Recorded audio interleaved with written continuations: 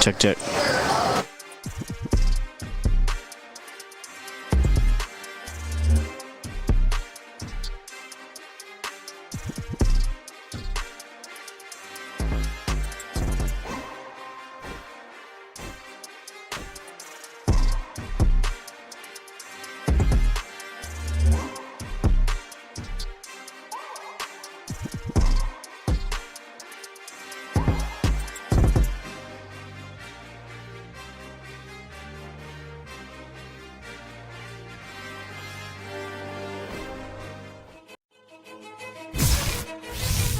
I'm in my zone, on the road to the Super Bowl. Every game on the schedule crucial, it take a toll. It don't matter if we at home or on the road. You try to tackle, I'll truck a sucker and take it soul. I'm staring at 4th and goal, gotta find an open hole. A linebacker just close a hole where I'm supposed to go. So now I'm thinking my centers are all pro, so I trust he can make a walk for wherever the ball go. Yeah, there's 5 seconds on the play clock. The crowd was loud, but they stopped. Now it's silent while they watch. They stand off in the red zone. All I see is red home. Watch me get this touchdown and this W and head home.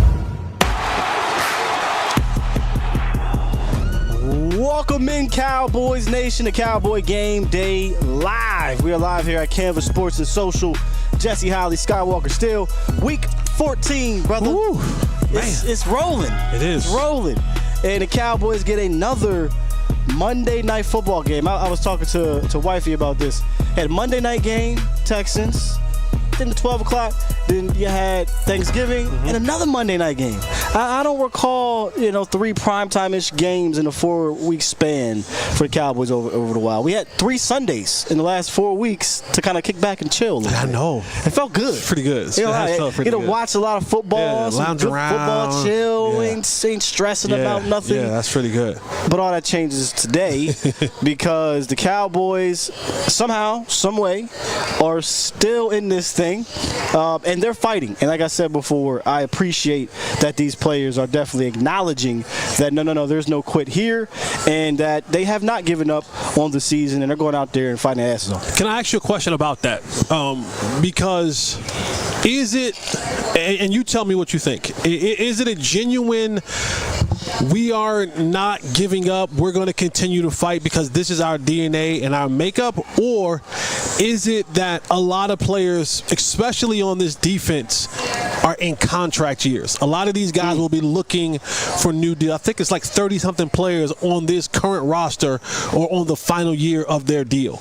Could it be a mixture of that, or you're like, you know what? Nah, we this is how we built. Or a lot of guys are saying, man, I can't quit because I need to keep putting film out there, not only for this team, but for other teams that may want to pay me in the offseason. For an example, for a guy, and I'm not saying that this is him, but I'm looking at a guy like Osa Digizua, right? Like, he's like, man, it's my turn to get paid too. Like, I know we're talking about Micah, and Micah's another one. Jay Lou's another one. I mean, there's a bunch of guys who are free agents, who are on 1-year deals, who are like, nah, I can't quit. Right. No matter how this thing is going, I still have to be able to go out here and produce numbers because I'm looking. So, like, what do you think of that narrative? I think that's fair. I think that's probably human nature for a lot of these guys. You would hope you don't want to put out bad film in general. Right. But let's be real. There was a specific player who was like, I got the bag already. Yeah. Hey, coach, I ain't gonna play this week. Yeah. Right. I think there was some real frustration to that because it felt maybe you could have, and that guy will be playing, and we'll be talking about that here in a second. But I do think there is some legitimate fight in the DNA of this team that dates back to Mike McCarthy joining this team, because right away he gets here, you lose the quarterback in 2020, and these boys fought literally to the last game. They had a chance to win chance to go to the playoffs. Right. Next year, Dak gets hurt.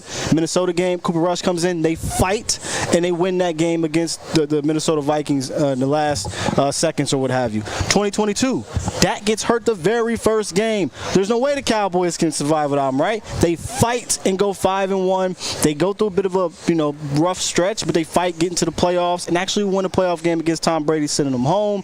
And then last year, you dealt with some adversity as well, with some injuries to some guys, struggles at the beginning of the season. No Tyron Smith. Oh, that was a couple years ago, no Tyron Smith. But he was in and out. You had the Arizona game where Diggs beforehand gets hurt. You're dealing with backup. That wasn't great. Then they fought and finished 12-5. So I do think there is some fight in their DNA just by their nature. And honestly, I much rather the Cowboys as underdogs. I think a lot of Cowboys Nation will feel this way. They feel like they're underdogs than the other way around because, I'm sorry, it's hard to ignore it, or it's hard to say otherwise. When the Cowboys are front runners, they act like front runners, they play like front runners, and then when it's time, right, to go out there and you play one of them type teams, you get punched in the mouth. I'd rather you be underdog types all year, but I guess that would mean you're not good all year, so, right? Which the Cowboys have not been. No, so. Yeah, okay. No, I just wanted to get your perspective, on that, because I kind of felt the same way, a little bit of both, a little bit of there's some fight, there are some guys here who want to fight, but I know there's also a bunch of guys on this team who are looking like, I gotta get my bag, so I gotta do what I gotta do. Well, until the fat lady sings, you and I get it, and I'm amongst these people who don't believe this team can really go anywhere, obviously, but there's a sector of Cowboy fans, and obviously those in that locker room that believe, hey man, we can 1-0 at a time, one game at a time, finish this thing, winning all the games, and let's see if that takes us to the playoffs or whatever. The fat lady has not sung.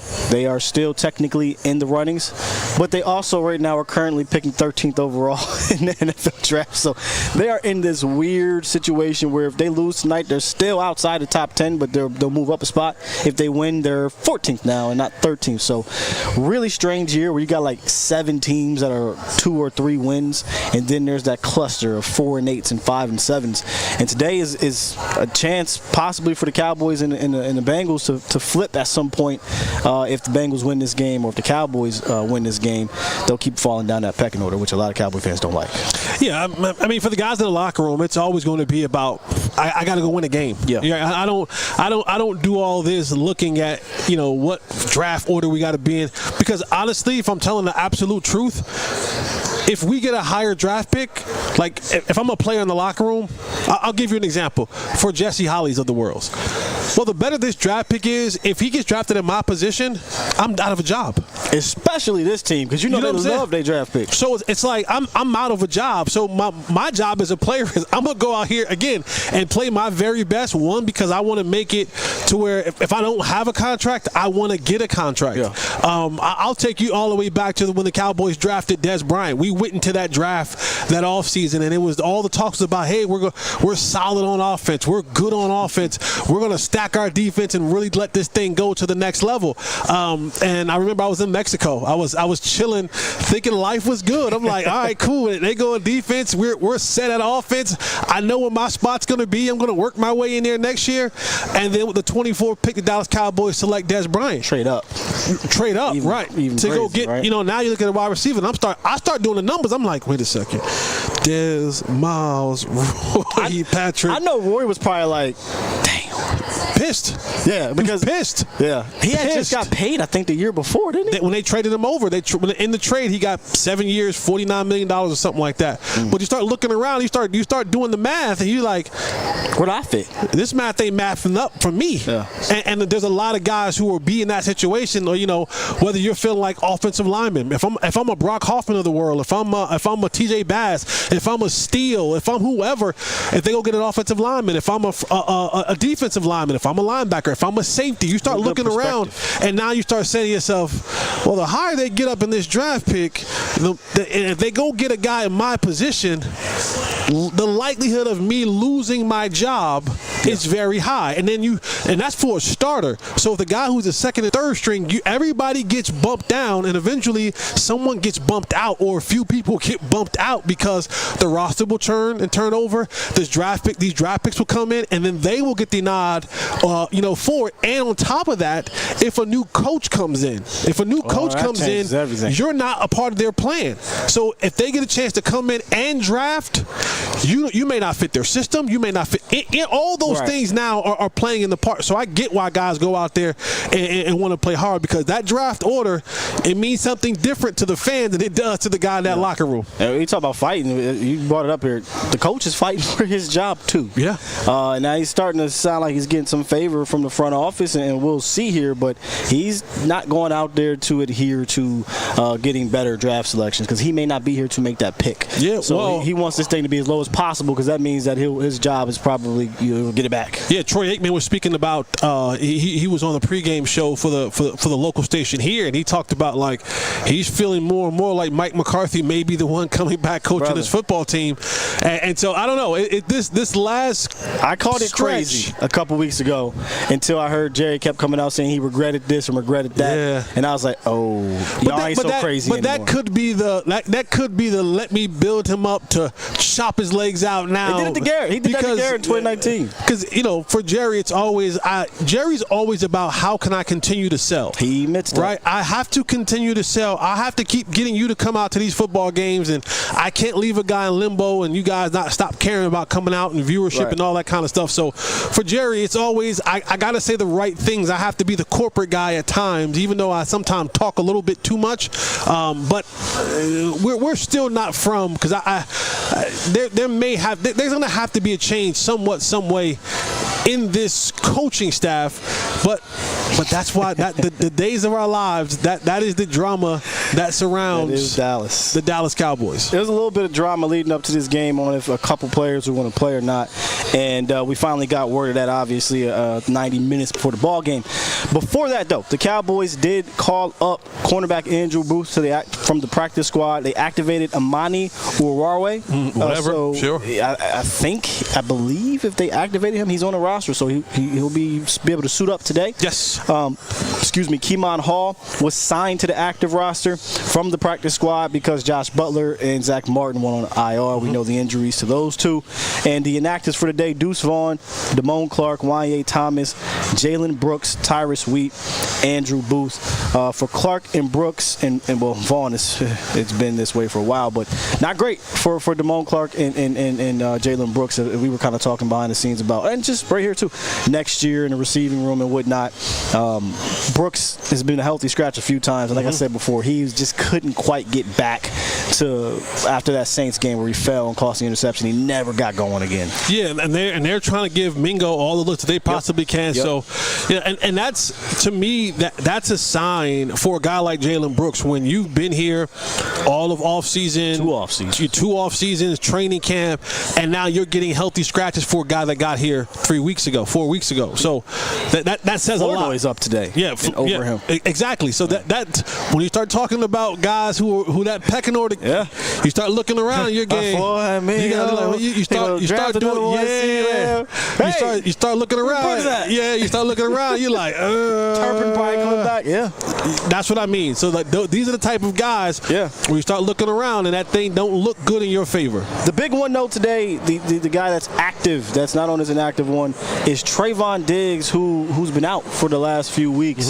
And with him being active, it marks the first time that Trayvon Diggs, Deron Bland, and Jordan Lewis will be playing together as starters, which blows my mind.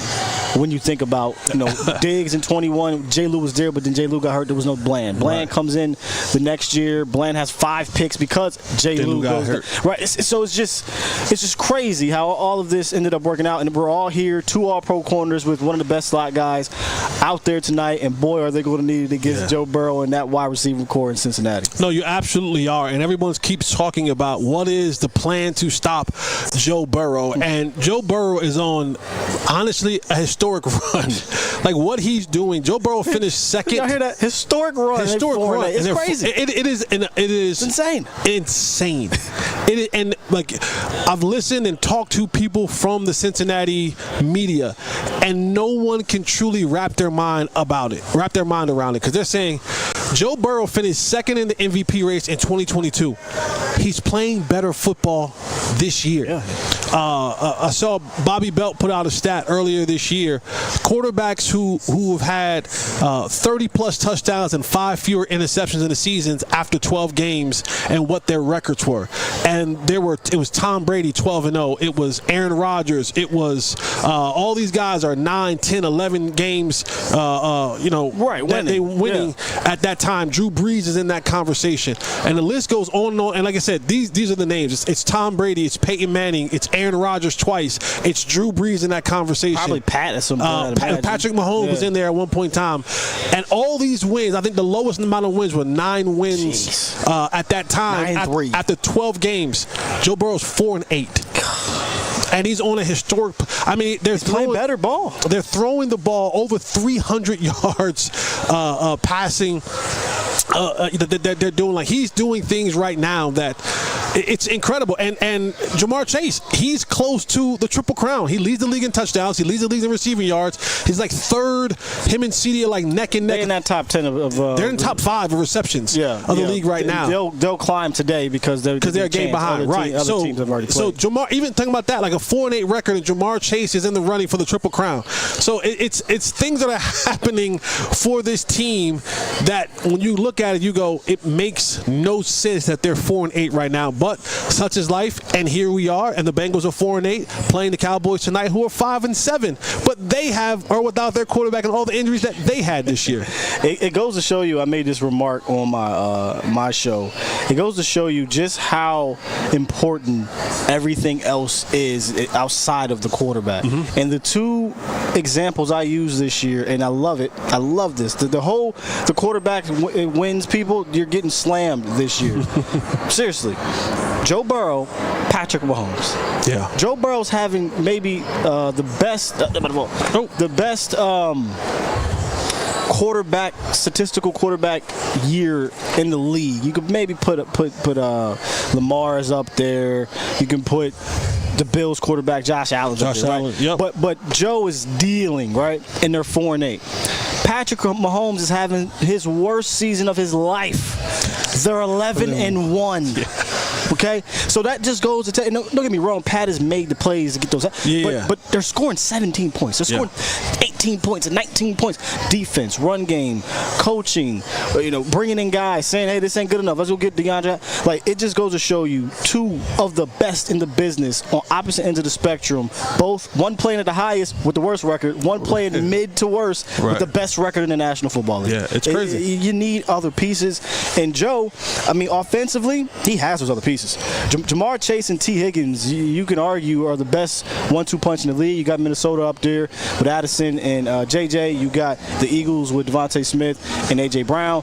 But Jamar Chase and T. Higgins, I think, complement each other so much. And I was talking to you behind the scenes where I was like, man, this is big having DeRon Bland and Diggs back in this game, because if they had to put J. Lou on, say, a T. Higgins, because that size disadvantage is too great. Right. As much as good as J. Lou's playing, that is a mismatch waiting to happen. Now, granted, Diggs and Bland aren't as big as Jay, but those guys are bigger than J. Lou. They're not as big as T. Higgins, but they can match up physically with him. And we saw Jamar Chase struggle with Trayvon Diggs, and he said he was having nightmares with that. So that's a heavyweight matchup when you talk about position on position. The Cowboys defensive backs against T. Higgins, Jamar Chase. I got to throw Mike Gesicki in there because sometimes you'll get a Mukwamu on him. And don't sleep on Yosivas. He has 9 touchdowns in a year and a half as the number 3 wide receiver. So the DBs versus those receivers, Jesse, you're a receiver, you played over there in Cincy, that's got to be one of those matchups you got your eyes on. No, it is the matchup. I mean, like, honestly, like, it's this matchup. It's the Bengals offensive weapons versus the Cowboys. And now, you said, to have Trayvon Diggs come back, to have Bland come back. Of course, J. Lou has been a monster in the slot all year long. But the one thing that, again, we talk about the historic numbers. This is for the Cowboys defensively. They're in the track meet, right? Because the Bengals are going to score. I saw you had the graphic up there. They're second in the National Football League in red zone. If they get down there, they're scoring. You've been the worst red zone defense. And that's the biggest thing, is that they get to the red zone and they're turning it into 7 points. And that's the one thing for the Cowboys that they have to look at. And it's going to be very interesting because I'll give you a basketball analogy. A lot of times when you think about playing the Golden State Warriors, Like, think about the Golden State Warriors in their prime, the Splash Brothers in their prime. You come into that game and you start thinking to yourself, boy, we got to shoot a lot of threes because they're going to make a lot of threes. The Suns were like that, too. D'Antoni's Rockets Suns, were like right. that, So you start thinking to yourself, man, we start chucking up a little bit more threes than we normally do because in our minds, we have to keep pace with what those guys are going to be doing. And for the Cowboys, I just hope that they don't think in their minds offensively that we have to go out and be ultra aggressive in the passing game, get away from our running game because of what the Bengals are going to be able to do offensively. I don't think the Cowboys are necessarily going to stop them from scoring, but what you can do is you can control the clock. You can control the ball. You can muck it up a little bit. You can keep them on the sideline a little bit longer. Hopefully, you can get them a little bit off rhythm, and maybe you can get a couple touchdowns and put the pressure back on them, and then you have your playmakers go out there and make plays for you. But offensively, this Bengals team, and even though they have a banged up and not so good offensive line, their skill guys are playing at such a high level right now, and Zach Taylor, he's calling some of the games of his life offensively. For the Cowboys, and this is a great analogy because they're in Texas, they need to be the San Antonio Spurs. The Suns couldn't do nothing with the Spurs in the playoffs because the Spurs knew how to play possession ball. They could slow the game down. Half-court offense, play baby. Great defense. Yeah. And so for the Cowboys, you're going to need the defensive version of Tim Duncan, which is Micah Parsons. Yeah. And you're also going to need that Admiral. You can have the Admiral, David. No, you can do it. If we go Twin Towers, I don't think there's a David Robinson. Right. So here's what I'm gonna do though. No, you got the Twin Towers. You got the Admiral, and then you got Tim Duncan. You got Micah Parsons and DeMarvin. No. I got you. Oh, okay. I got you. Okay. Demo's the 3 and D. Okay. Demo is Stephen Bowen. Remember Bowen? Oh, you talking about Is it Stephen Bowen? No. Stephen Bowen is the defensive tackle. You're talking about Bruce Bowen. I'm sorry, Bruce Bowen. Stephen Bowen was the defensive tackle for the Cowboys. Bruce Bowen. Yeah, Bruce Bowen. Yes, rest in peace, right? Isn't that the one who passed away? No. Stephen's still alive. Okay. Bruce Bowen is Demo. Yeah. Because Demo's still, he ain't quite the Admiral. All right, I got you. All right, I got you. So if Micah can be Tim Duncan on defense and then Demo can be Bruce Bowen, the 3 and D. Yeah. Okay. The Cowboys have a chance. I like it. Problem is, I don't think we got a Tim Duncan on offense right now. So that's what's so fascinating about this game, is that the Cowboys have a defense, we talked about this, that I think can give the Bengals trouble in spurts because Micah and Demo out there can really shake things up. They can rush the passer, get Joe Burrow off his spot. But we jokingly have been talking about this all 4 games since and really most of the year, but pretty much since the Cooper Rush has taken over this offense. Teams can live with you sacking them. Teams can live with you getting a turnover. Teams can live with you making them punt because they're like, you're not going to do anything with it. And the Cowboys have went 3 out of the 4 games. They've ended an offensive drive 6 consecutive times with a 3-and-out, a punt, a turnover on downs, or a missed kick. 6 consecutive drives. That has happened 3 out of the 4 games. 4 out of the 4 games, that's happened 4 consecutive drives. I don't know that the Cowboys can afford to go 6 or 5 or 4 consecutive drives offensively, not scoring a single point. Right. You may get a stop. You may get a turnover. You have to turn those into points. At this point, I would even live with just getting points. Yeah. Because if you go on stretches where you go 6 straight drives not scoring and they get 14, that may be ball game. So can they do something that I don't know the last time they've done this? Can they score a touchdown on offensive special teams in 3 consecutive games, Jesse? Because I feel like it's going to take that. Because I don't know that this offense, and we'll get to this Bengals defense, is going to be able to match serve. And that's tough. If you're banking on points from your special special teams, if you're banking from points from your defense turning the ball over and scoring touchdowns, that's a tough way to live because it doesn't happen every week. You don't get Kevontae Turpin and Wanye Thomas returning kickoffs for a touchdown or a punt return for a touchdown. You don't get every week a tip of a pass like Overshown did and a return back for a touchdown. So those points those are cherries on top. Those are added bonuses to the mix. But for the Cowboys, I think if they do get those turnovers and they do get those stops, I think that's when they have to kind of rely on that running game a little bit. You gotta kind of pound the football and slow the game down. Like you said, it's a great analogy. You got to go half court offense. You got to be able to eat up some of that clock. You got to get on those 8, 9, 10, 11 play drives at time.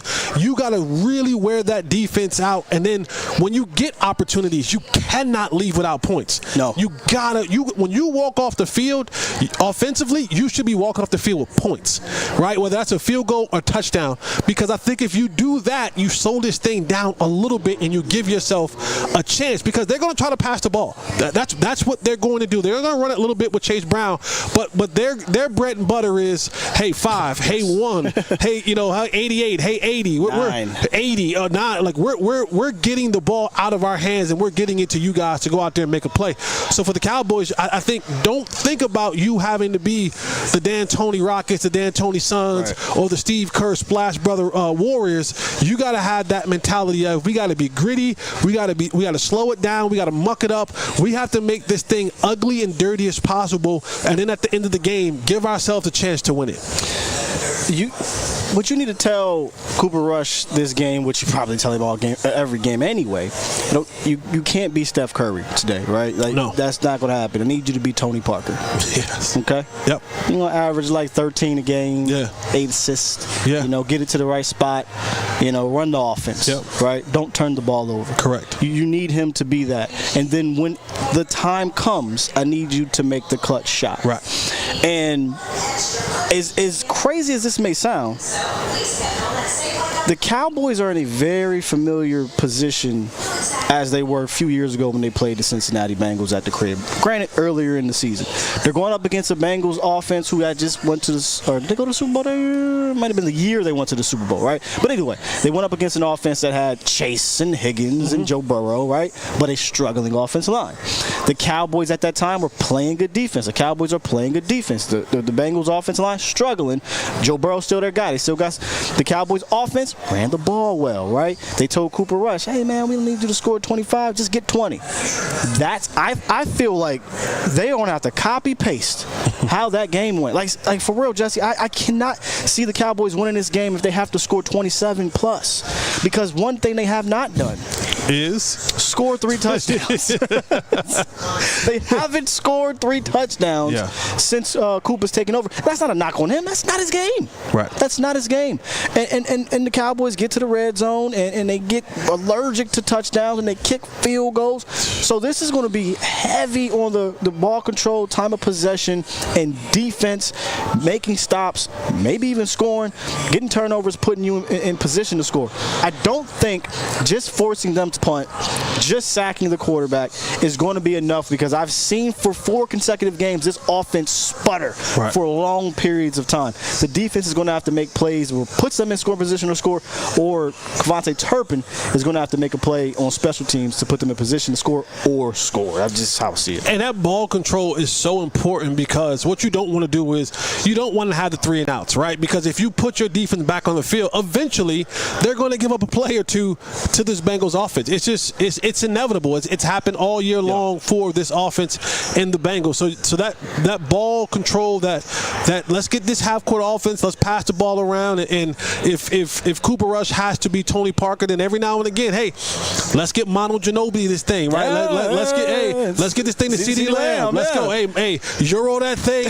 Do your thing, CD. You got to Euro that thing every now and again and get to the bucket and give us some points. So there is a way to win this game. There's a path to the game. Yeah, because the Bengals defense is not good at all. No, it's a bad defense, but it's so weird because is the Bengals defense so bad that it is the Cowboys offense so much better than the Bengals defense? I don't think so. Right. Are the Cowboys as good offensively, not good, but more good offensively than the Bengals are, more bad defensively? Right, and I think it's closer.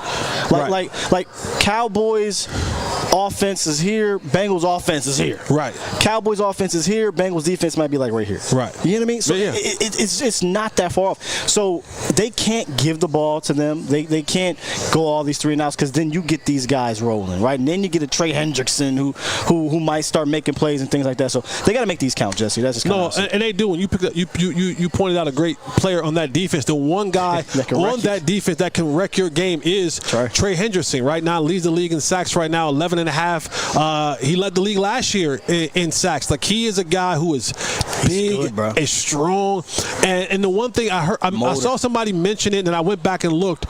The one thing that Trey Hendrickson is really, really good at is understanding his rush depth, meaning he understands how to stay in line with the quarterback. He's not getting past and then get pushed in the hump, creating that space for the quarterback to step up in. He understands, when I rush, I have to stay on a level with the quarterback now where I'm collapsing the pocket, not giving him a lane to step up into and to buy some more time for his DB, for his receivers to get open. So that's a good point. For a guy like for Hendrickson, he's strong, he's fast, he's a guy who's a technician, not super duper athletic, but he is a horse. Yes, he is. And I saw him in that Raiders game where he literally made a left tackle look like a child. I put on Twitter, man, that's attempted murder what he did. Yes. Double homicide, because he almost killed the quarterback too. Yes. And so, and now with Guyton, starting this game. Yep, Guyton's active. And for me, Guyton is playing mental games. Like, he's playing mental games. He's going to give up. He's going to give up a play or two to him. But that's the thing. It's can't be the play. If you give up a play to Micah, it could be the game wrecker. If you give up a play to Trey Hendrickson, it could be a game wrecker. So those are the type of things that you sit in the back of your mind and you worry about, because Tyler is already dealing with that high ankle sprain and then not really understanding what his technique is going to be. So if he's lunging, he's going to get pulled through and get ripped across. If he's sitting back too much, he's going to get driven right back into Cooper Rush. So it's going to be interesting to see how both sides, how they're going to play. Michael, how's going to play? I don't think Orlando Brown could. Oh, he's out? He's out. He's not playing. Oh, I kind of like that matchup with Michael over there. Yeah, he's a bit out. slow-footed. No, he's out. Well, it's a backup now, so yeah, brother, it's gonna be very interesting. Yeah, and the difference between the two, while I give Micah the edge, where Trey is going to be every single down. He's lining up on the offensive left, defensive right, every single time. They're not moving him around, and he's not playing the right side or the left side. He's not playing inside out.